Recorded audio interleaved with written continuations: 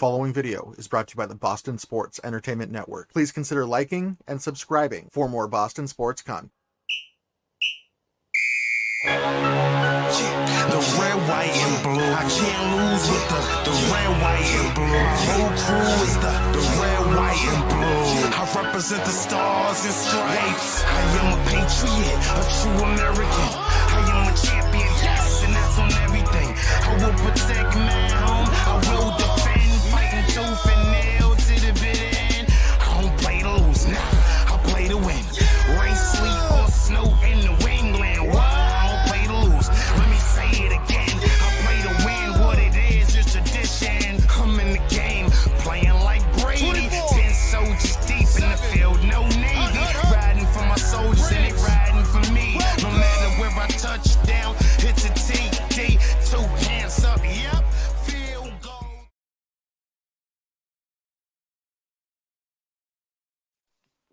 Good evening, everybody. Welcome back to another episode of Pats Nation Nightly, brought to you on the Boston Sports Entertainment Network. My name is Zach Ventola, joined as always by Ben Belford-Peltzman. Ton of news to go over. As I'm sure everybody is aware, today was NFL cutdown day. The Patriots had to go down from about a 90-man roster to 53, so a lot of moves to go over. But Ben, how are you feeling today?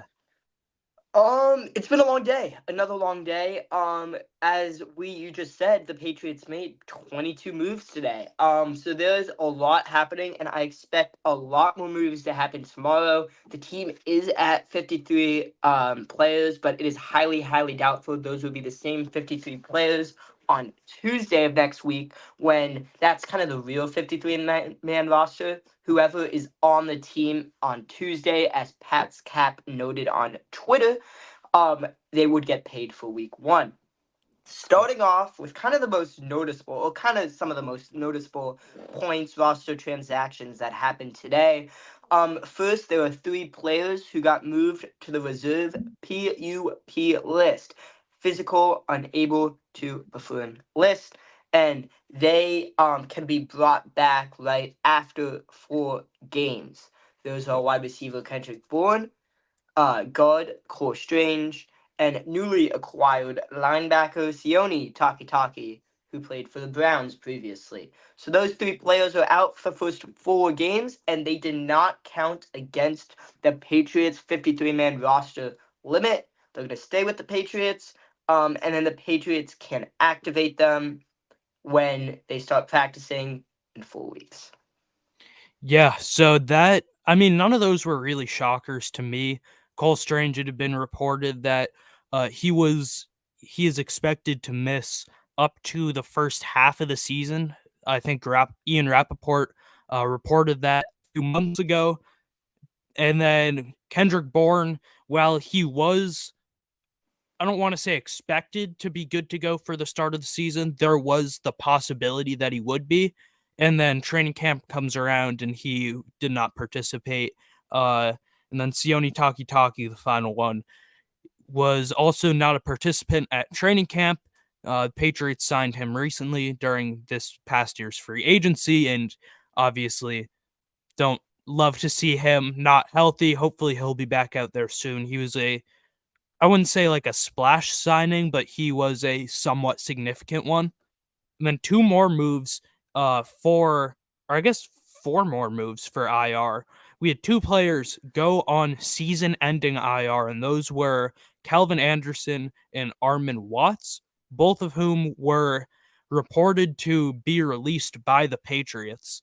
And then it actually just came out when the waiver moves, the transaction list was reported, that rather than getting rid of the players, the Patriots just placed them on season-ending IR.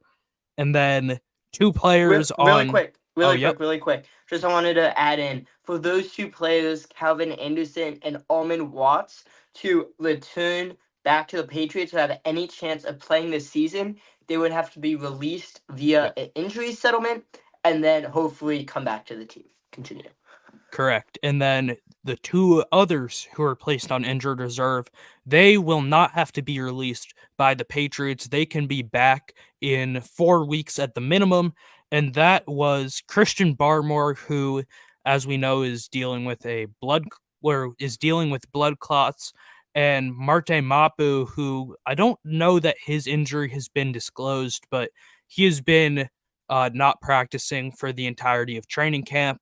We've seen him out there, I think, every day, just getting mental reps in behind the defense, but has not been a participant. So, Ben, any surprises there with the injured reserve list, or are you kind of happy with how that turned out in terms of who may be able to come back and who the Patriots don't have to cut and maybe can get a shot again next year?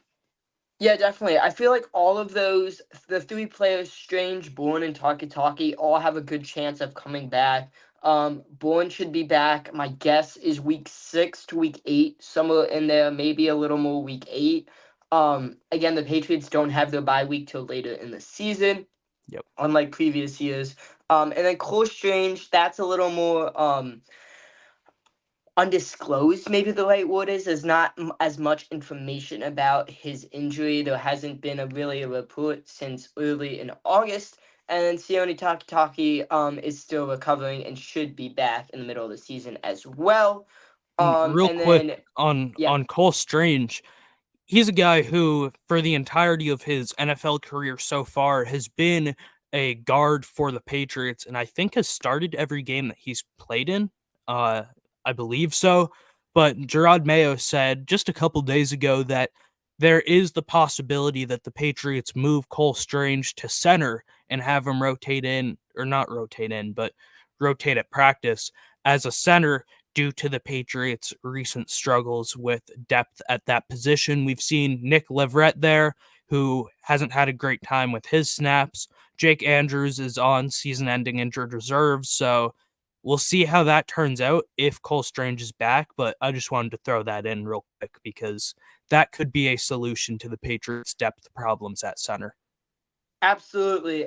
Good point. Looking at the other moves that happened today, the players who got waived, first of all, which means that they are subjected to go to the waiver wire. We'll talk about that near the end of the show. The Patriots are number 3 on that. Jerron Mayo said a few days ago, there's a big possibility that their starting tackle, their starting guard, isn't on the team right now, which should scare you. But Yeah, a little bit. nevertheless, some of the names that kind of pop up to me, third-year quarterback Bailey Zappi, former 4th-round pick out of Western Kentucky, got cut for the second straight summer.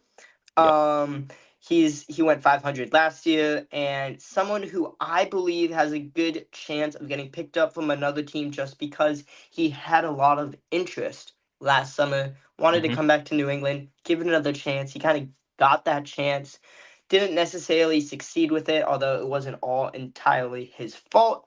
But I do expect him to get put elsewhere. Running back Kevin Harris is someone who also stood out. He looked to be the running back, frankly, the whole Yeah, summer. I was Someone who's surprised he got cut. That was the exactly biggest surprise for me, him or Sean Wade. someone who really got a lot of work in this summer, and Yeah. he looked good.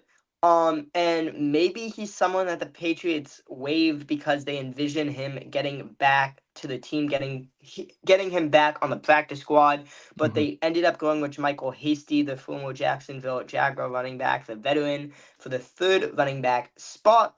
As you just said, defensive back Sean Wade, former Ravens cornerback, had been with the Patriots for a while, spent time on the practice squad the last few seasons in New England. He got cut. And then finally, we all saw it coming. Second year former Maryland kicker, Chad Ryland, gets the boot. The former 4th-round pick, I know. 4th-round pick from That 2 they years traded ago. up for, by the way. What? I lost you. Sorry, What did you say? I froze. That they traded up for, by the way, Oh, just to throw yeah. that out there. Yeah. Absolutely. So traded up for him. So those 4 players are mainly the ones that kind of stick out to me the most is Zappy Harris, Sean Wade, and Chad Ryland. And before I let Zach jump in here, just mentioning some other names. There are a few defensive backs, including Mikey Victor, who got cut, joined Sean Wade. But not as many as I thought. They're running with 7 defensive backs on the team. Yeah. That means that Isaiah Borden made it, that UDFA Del Pettis made it. Yep. That means that Isaiah Bolden. recently I said Isaiah Borden. Oh, Recently my fault. drafted 6th-round pick Marcellus Dial made it. Yep. So those 3, I was I was surprised they thinking all made Marco it. Wilson. My bad. Sorry, Marco Wilson. And he just wants to keep interrupting me. It's all good. My bad. Oh no, you're good. You're good. And again, Marco Wilson. Zach, your thoughts on the defensive back room, 7 players, and then obviously on those 4 names that I just read you. Yeah, so I was really surprised with how they rolled in that cornerback room. I did not expect Marcellus Dial to make this 53-man roster, in all honesty, and I fully expected Shaun Wade to. I maybe would have taken Wade definitely over Dial just because of how he's looked in the preseason, although he has higher potential, but maybe I would have taken Wade over Marco Wilson as well. So I'm not sure that I fully agree with how the Patriots handled that room, but to be fair, I do think Wade is a guy that they could potentially get back on the practice squad and somebody who I could see making his way back onto the 53-man roster after a little while. And then you mentioned Del Pettis as well, just absolutely great showing for an undrafted free agent. He kind of did everything that you would want an undrafted guy to do. Just came in, worked and made a name for himself, earned a roster spot. Know that Gerard Mayo had mentioned that, I believe, a week or 2 ago, that Pettis had just been doing like all the right things and was making a real push for a 53-man roster spot. Now he got one.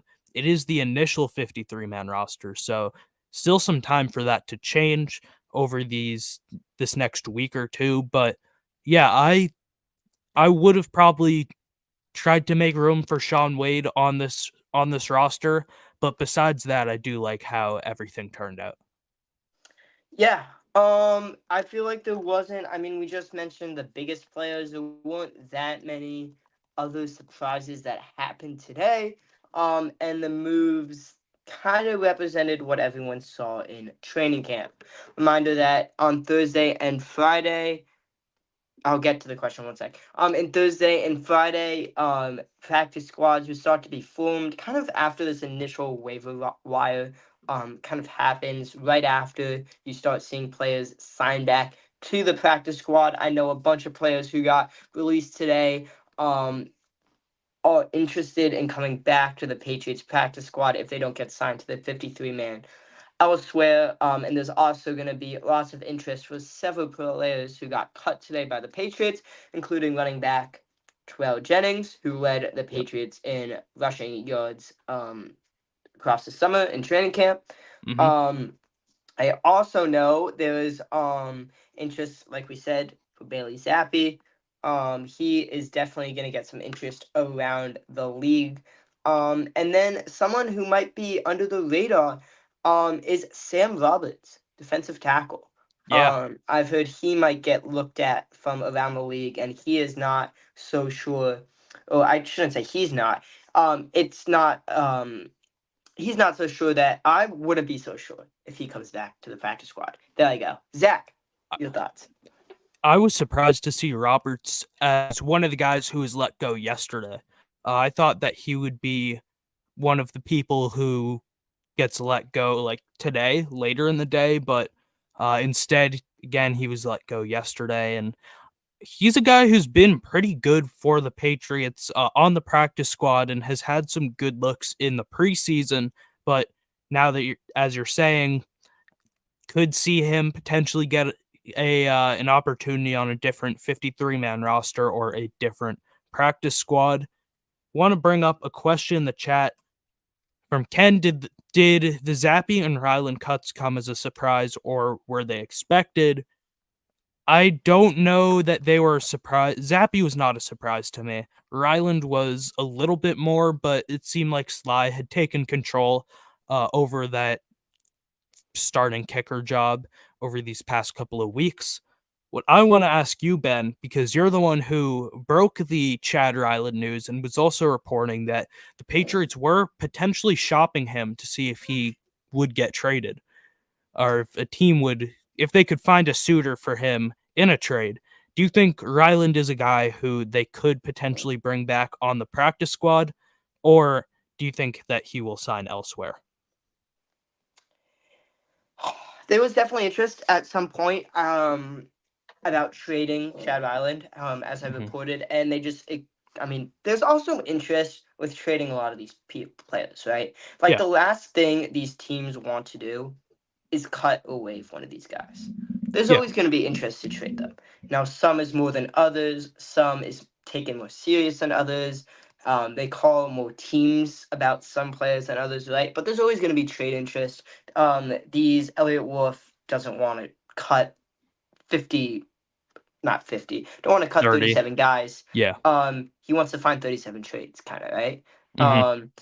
I mean, If you can 37 get trades. compensation for If somebody, you'd if you can rather get do that than compensation, just get rid of them. obviously 37 draft picks with 37 players doesn't that's Yeah. not gonna happen. That's not realistic. But there it's tough, right? Because Chad Ryland was here. He had a really inconsistent rookie campaign and then Mhm. gets cut after his second year. Yep. There's some need for a kicker around the league. There's about 10 teams that could use a kicker right now. Or someone that some teams that don't have that starting kicker that wants to keep this competition going through the season. So I would be surprised if he comes back to the Patriots. But we will see. Um, and something that I'm noticing right now, is that the league, PFT just tweeted this, and I checked it myself. Yep. Pro Football Talk, is that the Wire, which announces the Daily Wire, right? It announces all the Mhm. moves every single day. Gets released on the media site for the NFL. It gets released every day at 4 p.m. and it is still not released.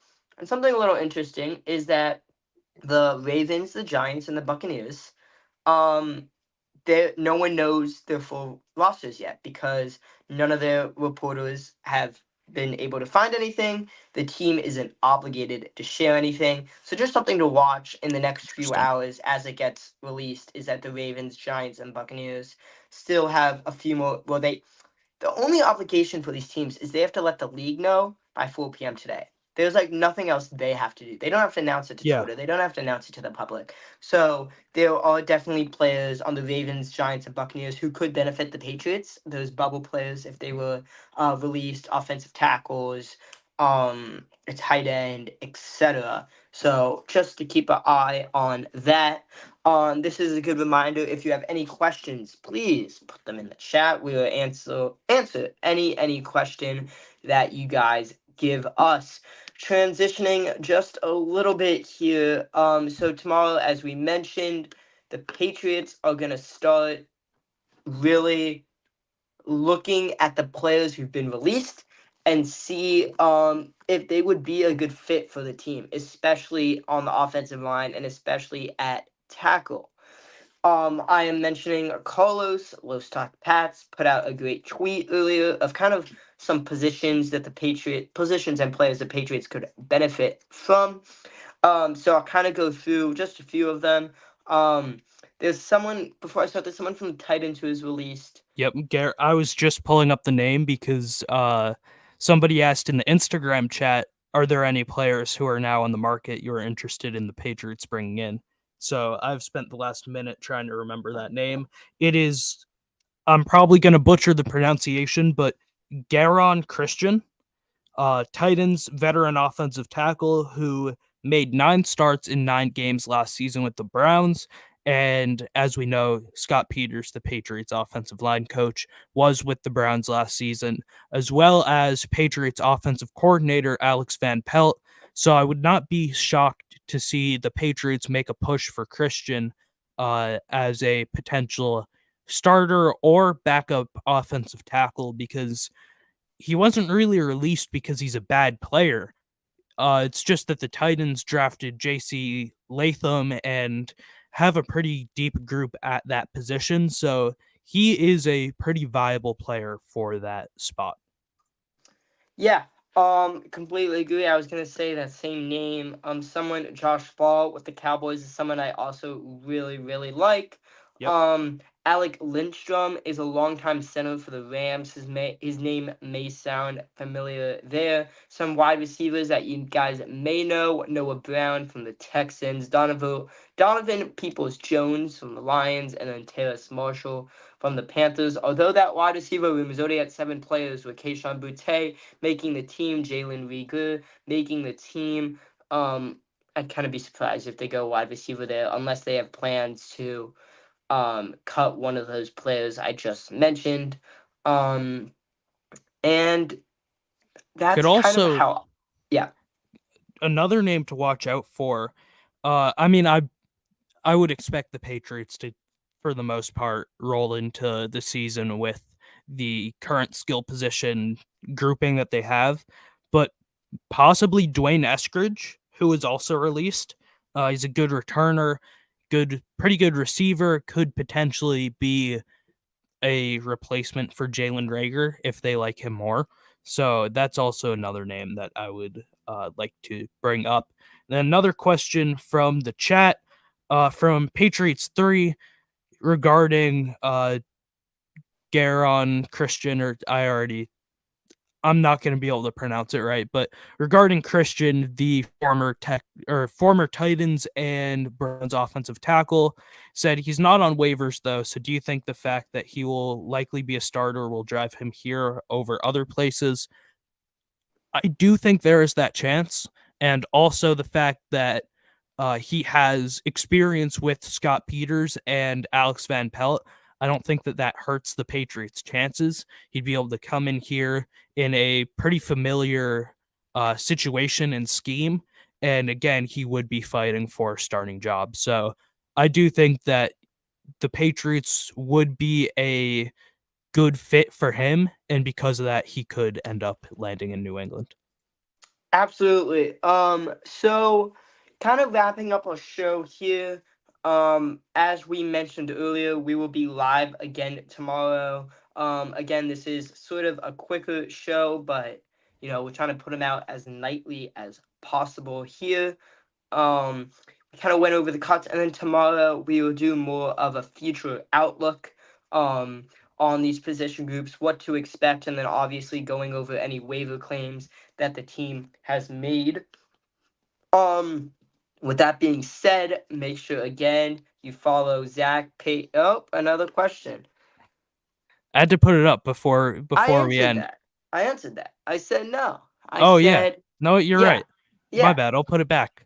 I said no. I don't think that Bailey Zappi is going to find himself back on the Patriots. I think he was going to be shopped elsewhere after getting that second chance over the season and obviously not putting up the results he wanted, although it wasn't necessarily his fault. So as I was saying, make sure you follow Pats Today on Twitter, the Patriots Beat on Twitter. Also make sure you check out the website, thepatriotsbeat.com, for the latest information about the Patriots.